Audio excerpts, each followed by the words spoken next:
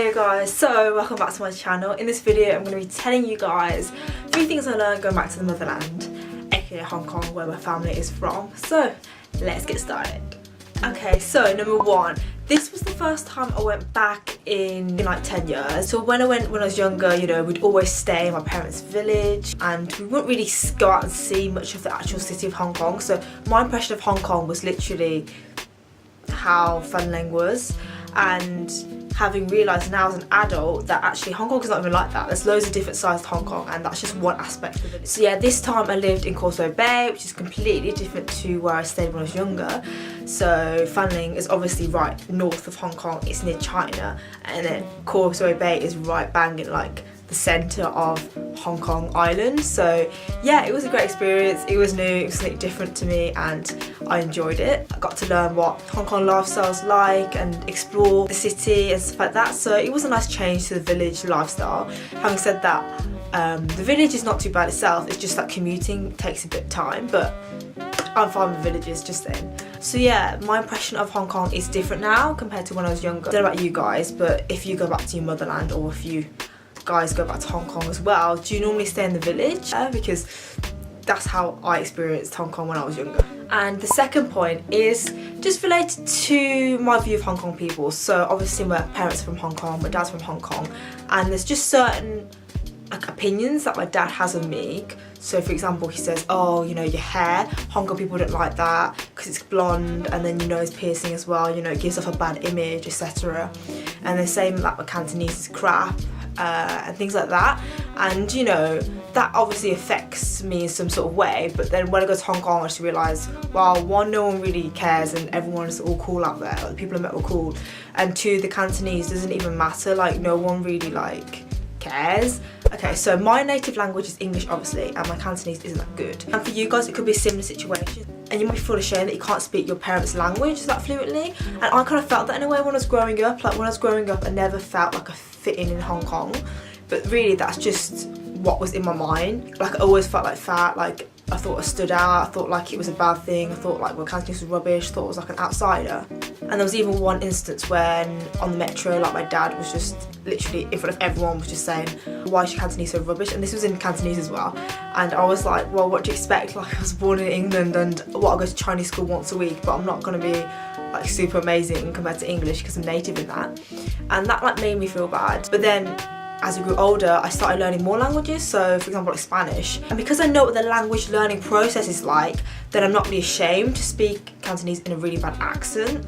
I mean, if you asked me to speak it right now, I'm a bit embarrassed because like, I don't know, like it's normal not to sound like a native, and to be honest, in Hong Kong, as long as I'm getting my food, I'm happy. Like I just need the basics really. Fair enough, I can't really converse with a native like in that much depth, but like that is not really what I need to survive, let's say, so I'm fine with surviving. I feel like 1, parents shouldn't put you down for that, and 2, if you do feel bad or ashamed that, you know, or your parents make you feel that way, then don't, because like it doesn't really matter as long as you try. If you just try, people appreciate the effort. Even though my Cantonese accent was quite off sometimes and people will reply to me in English, I don't know, I just like the fact that, you know, at least I'm making an effort and trying. As long as you know who you are and you're not kind of ashamed of your culture, then it's fine. Like just because I don't speak good Cantonese doesn't mean I don't have roots there, or doesn't mean I don't appreciate that culture. Like appreciating your own culture comes in various ways. I think I've gone a bit off tangent, but basically the point is my view of Hong Kong kind of changed and I felt more comfortable being there in Hong Kong, and I didn't feel so embarrassed to speak Cantonese. Okay, and the third point, so this third point is like the most important point. And the third thing I learned is just how lucky I am to have been born in England, because sometimes I wonder what would it be like if I was born in Hong Kong. Like, I would be such a different person. Like, okay, it's really funny because I just asked Hong Kong people, so like, do you look like a Hong Kong girl? Like, am I really Hong Kongy or whatever?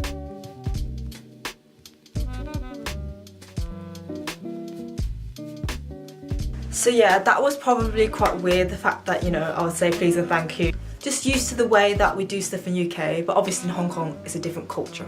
Anyway, going off tangent again.